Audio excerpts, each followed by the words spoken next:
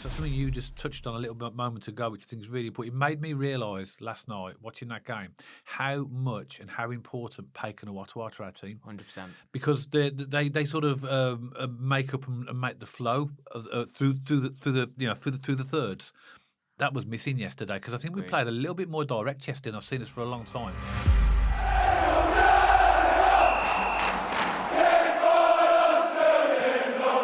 So welcome back to BCFC Royal Blue. And on Tuesday evening, Birmingham City beat Swindon Town 2-1 in what was, if we're going to be honest, a very underwhelming game of football. But as Chris Davies said in his post-match conference, he's really impressed and happy with the collectiveness of this team at the moment. And if that means we have to win dirty sometimes and just get ourselves over the line, so be it. And the most important thing is we now move into the quarterfinals of the EFL Trophy. Me and you, Dad, were there. 2-1 to Blues. What were your thoughts?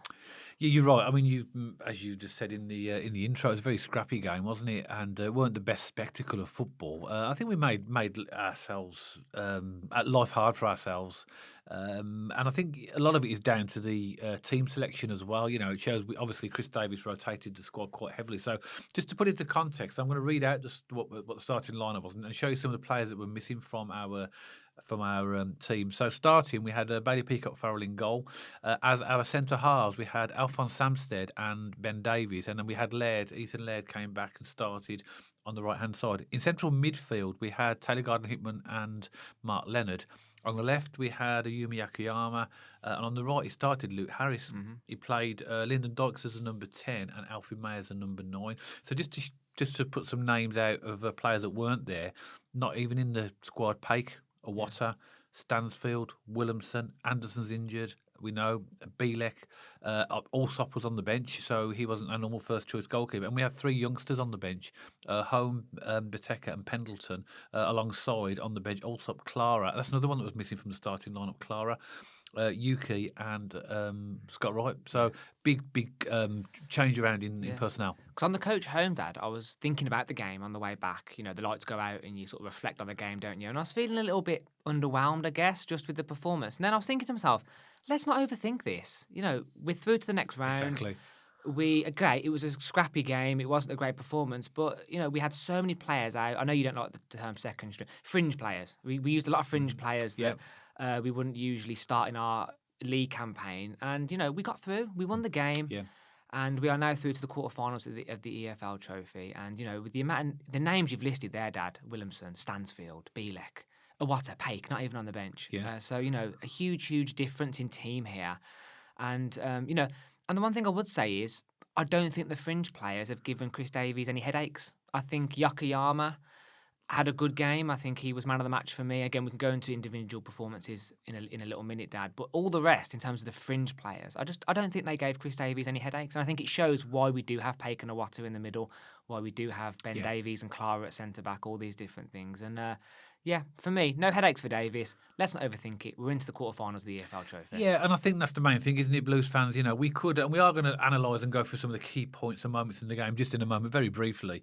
But ultimately, it's a cup competition, and the job is to get into the next round. Yeah, I mean, we didn't play great. We sort of overplayed, and things weren't working out for us. But we're in the hat for the next round. We're 2 games away from Wembley now, and no one's going to remember this game. Good point. No one's going to remember it. I mean, it's the end of the day. It's job done. And also, as well, if you think about it, with the games we've got coming up, what would Chris Davies would argue? Well, obviously, I've not picked some of the usual first starters, but we've still won. We've still had. Look at the stats that I read somewhere that we don't. Since August 16th, since the season started, we've lost 3 games out of 33. It's staggering, isn't it? Fulham in the Carabao Cup and 2 league games against Charlton and Shrewsbury. Staggering. And I think it's amazing, and it shows you that a good team can find ways to win. But what I would say, Dad, and this isn't really relevant. It is relevant to the Swindon game, but actually we do have quite a big injury table at the moment. Awata and Paik.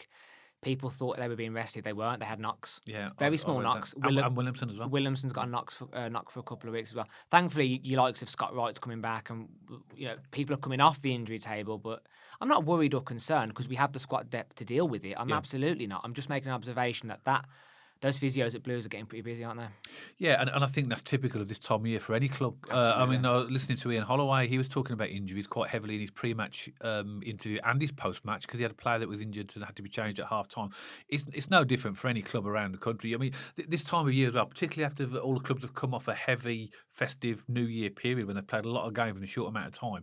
And they're going into the weather conditions. We had quite a heavy pitch yesterday as well at Swindon. Wasn't great, was it? It wasn't great. It was a bit bobbly, and it's not surprising that teams are going to get injuries, and we're not going to be immune to it. But the difference this season, is that we have got squad depth so that we can have players to come in. So whoever that Chris Davies decides to pick should be good enough to fill that spot. But so something you just touched on a little bit moment ago, which I think is really important. It made me realise last night, watching that game, how much and how important Paik and Awatu are to our team. 100%. Because they sort of make up and make the flow through the thirds. That was missing yesterday because I think we played a little bit more direct yesterday than I've seen us for a long time. Obviously, we had Dykes up front, and obviously, eventually, Yuki came on. But we were playing a lot more long balls, a lot more diagonals, a lot more high balls than I've seen all season. Chris Davies alluded to this in his post-match interview. He said because of the pitch and the quality of the pitch, it was bobbling quite a lot. Yeah. We did go a bit more direct than we usually would. Yeah, but it wasn't working out really, was it? I think that was the problem in the first half. I don't know what you felt, Matt, but I think that we were trying these. But of course, once you put the ball in the air, it's always 50-50, which is why Chris Davies prefers to play possession-based football. But that clearly was an issue in the first half. How many times did we scream and the people around us scream, "Get it on the deck"? Yeah. And it's a difficult one because the pitch was rubbish. It was bobbling, and I was noticing really basic stuff. You know, the players couldn't get the ball under control, stray passing. This was in the early parts of the game. We did settle down after a little bit. I mean, it was a scrappy game overall. No denying that. But I felt like in the first half, especially the first sort of 20 minutes, we've seen this a few times this season, Dad, especially Charlton and Shrewsbury. We kind of adapted to the Swindon style. Yeah. Quite in the air, physical, a bit of a League Two game. Suited them down to the ground. Exactly. I mean, for them, it must have been like Christmas in terms of, an early present because they think, actually, they're just playing our way of football. That's the problem with us sometimes. Is we and I thought the tempo was very slow, and that could have been because of the pitch as well. It's hard to play a high tempo if you're lumping the ball in the air, isn't it? And I think that's fundamentally what happened, actually. We couldn't play our usual football because the ball was being in the air too often. And sometimes there's phases of the first half in particular. It was like head tennis. It was just like head tennis, wasn't it? Back forward, back forward. What's that famous clip in lockdown? Was it us against? It was us against. I can't remember who it was. Blues fans will know who it was. And literally, it's about 4 minutes of just headers. It's embarrassing to watch. It wasn't quite like that yesterday. It wasn't, but it reminded me of that kind of style of football. And I mean, at the end of the day, we had our chances. I mean, Luke Harris had a really good chance in the first half. He went through, and he got past a few players, but I think he hit it well enough. It just went straight to the goalkeeper. He hit it exactly where the keeper would have wanted it to go. Either side of him, you're challenging him. Yeah, he made good contact. It was a good chance. You're right. I mean, I think any of the to his left or to his right, and that's got a much better chance of going in. So that was a really good chance. He did well to get out of his feet, though. Yeah, fair play to Harris where it's due. I mean, we can come back to individual performances in a minute, but that was a good chance. I felt like that could have been better. And then a little bit after that, we hit the bar as well. Again, it was a deflection, wasn't it? It was a deflection, but it was Yokoyama again down that left hand side, weren't it, causing trouble? Yeah, it was. It came off there, Billy Kirkman. I didn't know that. Obviously, I've looked at the match stats after the game because obviously we were there, weren't we? So we don't know who the players are when they're lost. Particularly, it was foggy as well again, wasn't it? It apparently deflected off there, Billy Kirkman. But again, it was Yokoyama, dangerous, creating chances. He crossed a load of balls in yesterday as well, which I think he's improved. I think he's been instructed by Chris Davies. Do your one-on-ones, but you need to provide more supply in that box, and he was doing that a lot more. Sometimes it worked, sometimes it didn't. Sometimes the balls were a little bit heavy. But he did. He was probably the standout player yesterday. I don't think any player really crowned themselves in glory yesterday, but I think he was the standout player for me. I agree. I think all Blues fans will agree. Yokoyama had a fantastic game, and I saw Chris Davies in the second half because they were a bit closer to us, weren't they? Yokoyama was on this side, and he kept doing this. As if to say, get the ball in and around, because Yokoyama tends to cut in a lot, doesn't he? And by the way, just an observation, it's not a complaint. I did say in the previous podcast, he's quite right foot dominant, isn't he? So he doesn't tend to go to the byline and get the balls in, whereas Chris Davies was saying, go to the byline and try and get a couple in. And when he did, we looked quite dangerous, to be fair. He was good. He was good great. Player, Yokoyama. He is a good player. And we've said this before, and he's still got a lot of development in his game to go, because there's a couple of times, again, we did become more vulnerable down that side when they closed us down and got the ball, because a player like him is going to have a lot of players around him.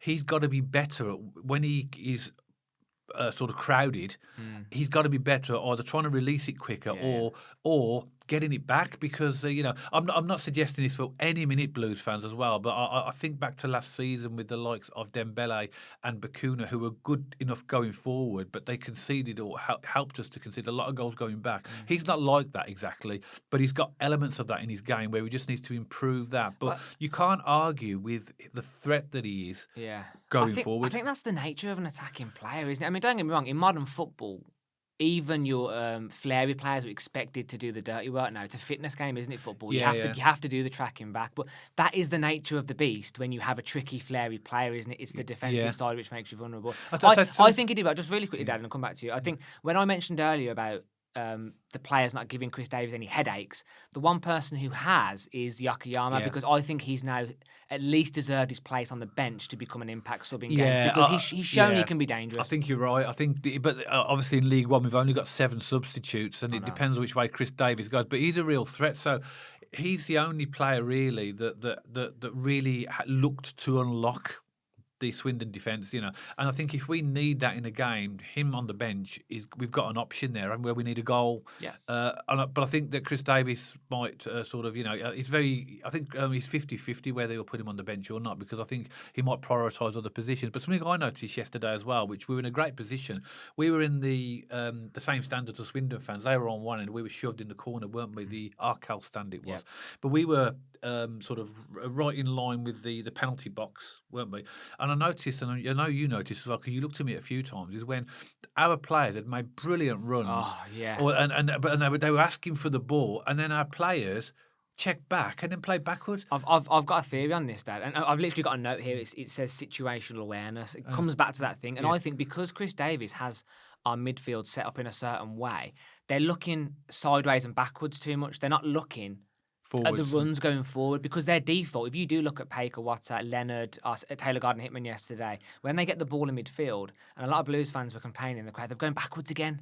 Backwards, horseshoeing round, sideways, backwards. Whereas if they got the ball and didn't look that way but looked that way, you'd see Stansfield making runs, Yokoyama making runs. And we were barking, weren't we? I think it was in the second half. Ben Davies had the ball. Yokoyama made this beautiful run. All he had to do was dink it, and he was through on goal. But he missed it because he wasn't looking up properly. And I just thought, if the players... A good footballer uses his peripheral vision, doesn't he? He knows where his team are. I think we need a bit more situational awareness to pick out these runs, because they're great runs as well, and they're through on goal if they get to them as well.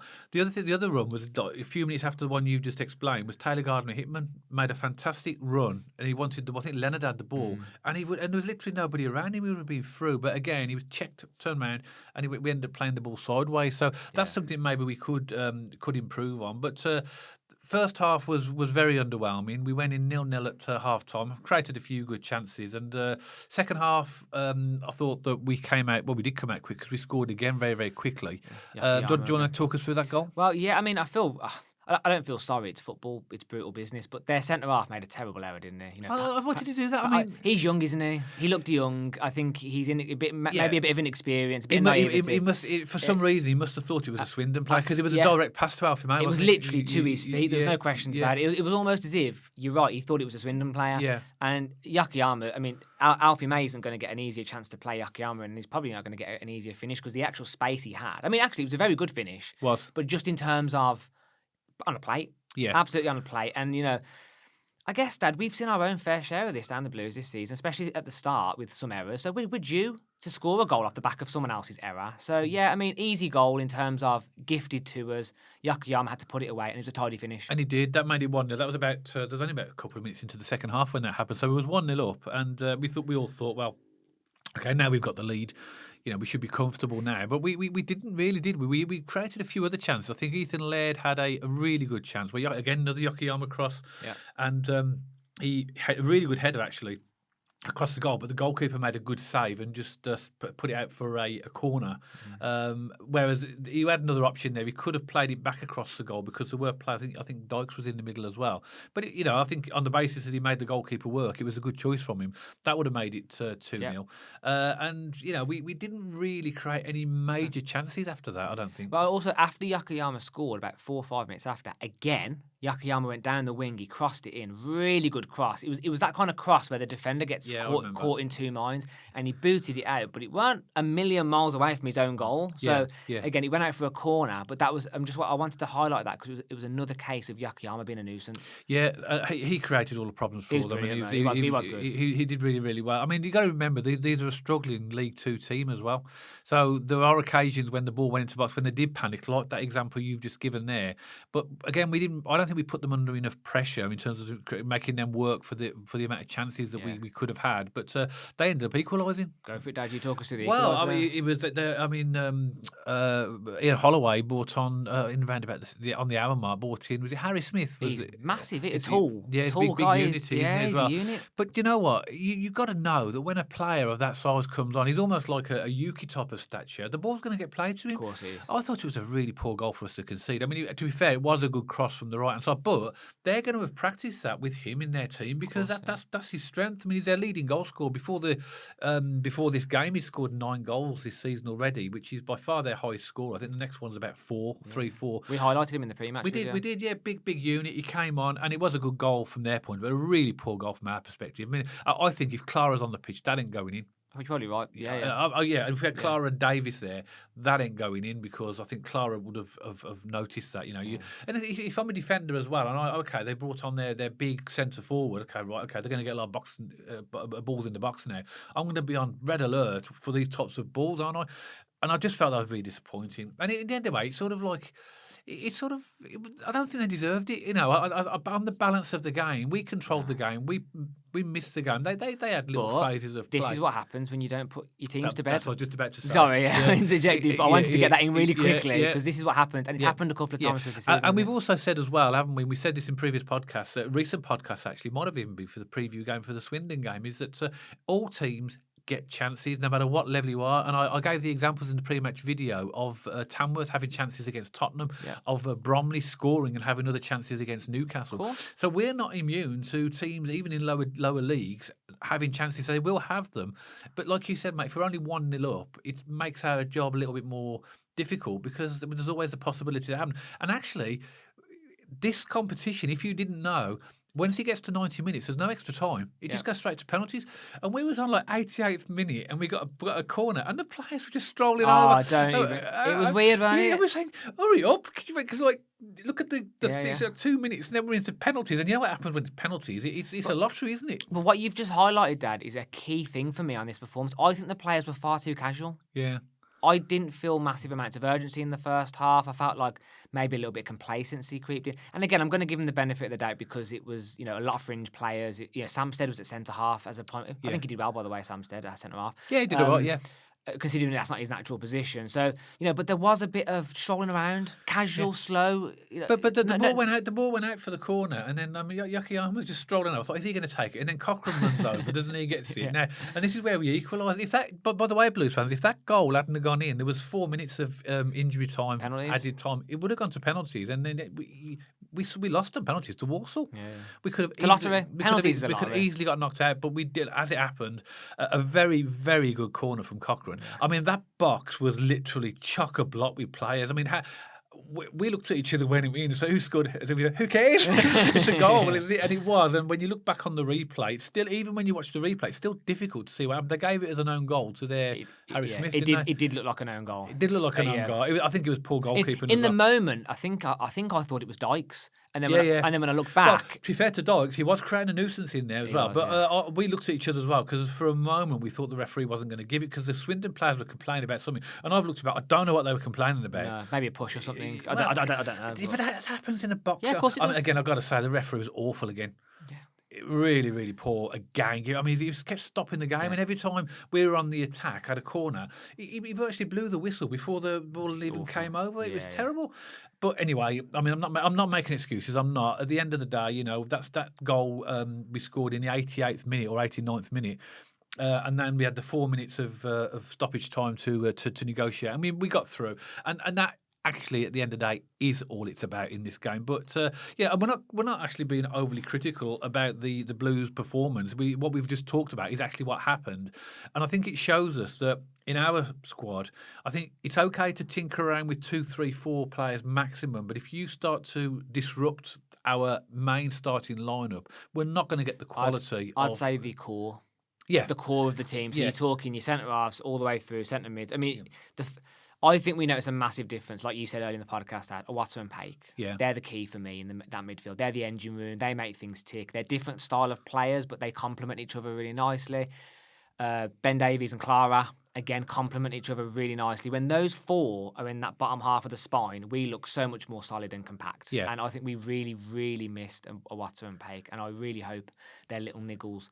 They'll be back for the Exeter game and Wrexham and Huddersfield. But I always feel happier as well when you've got Clara and Davies at the back as well. You just feel like they can just chuck what they like at us. There's very little going to get past them.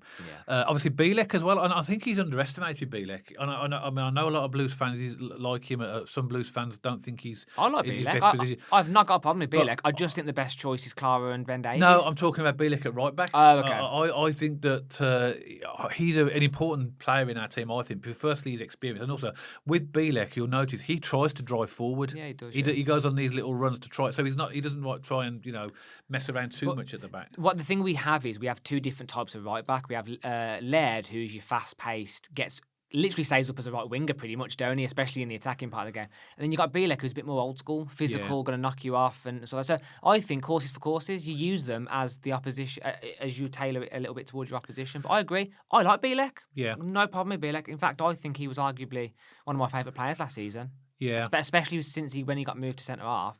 Yeah, but the quality's ramped up, hasn't it? Yeah. What do you do? Yeah, exactly. But I think it shows if you take too many players out of our style, this is what's going to happen. You're going to get these separated, strange performances. But at the end of the day, we still won the game, and we keep saying that. But it's true. It's a cup game, and after you've watched this podcast, no one's going to remember this game in a week's time. It's going to so in the draw, we've obviously got the quarter final. So it's going to be one of Cheltenham, Peterborough, or Stevenage, Leyton Orient who've got to play each other. It'll be, I believe, based upon what I've read, that it'll be one of those. Right. So Stevenage will play Orient, the winner of that one, plus Peterborough and Cheltenham. So any preference in those? If we're going to go off league position and status, it'd be Cheltenham, wouldn't it? Just in terms of that. But in terms of a fixture I would like, I think probably Cheltenham. Because maybe Stevenage if they get through past Leyton Orient. But Leyton Orient are on fire. Peterborough are dangerous. I don't know, but then Cheltenham gives us that unknown. I'll go for Cheltenham. I don't care about any. I don't care really. I don't care any of those other three. I'd like to get a home draw though. Yeah, I'd like to be at home because I think they only gave us 1,200 tickets at Swindon. That was a strange experience as well. We had to didn't rush to get into the ground, but the police wouldn't let our coach into the. They said that the coach part was full, with a capacity of 3,000. Yeah. It was full, apparently. So basically, we had to go and park, which is about a 10-minute walk St. away. Joseph's College or something. Yeah, it was crazy. And it was a long walk from the coach to the. There was a lot of sweary Blues fans on the way to the ground, weren't there? Not happy because, in all seriousness, there was people on crutches, and it was quite a decent walk for them. So it's not on. And I don't know whether it was Blues' fault or the police's fault because I don't know whether they were just being overly jobsworthy. I don't know. But I'm just wondering what happens if they get like a decent capacity. I mean, and what about the Magic Roundabout as well? Oh yeah. Wow. People told us about this. There's a place just right outside the ground called the Magic Roundabout, and it really is something to behold, isn't it? It literally is a free for all, and it's absolutely chaos, and we had to go through it. And anyway, we had that. We were late, obviously parking the coach. We did get to the kickoff just on time. Nice seeing Adam there as well. You're just behind us, Adam, and your brother on the coach. So nice seeing you guys again.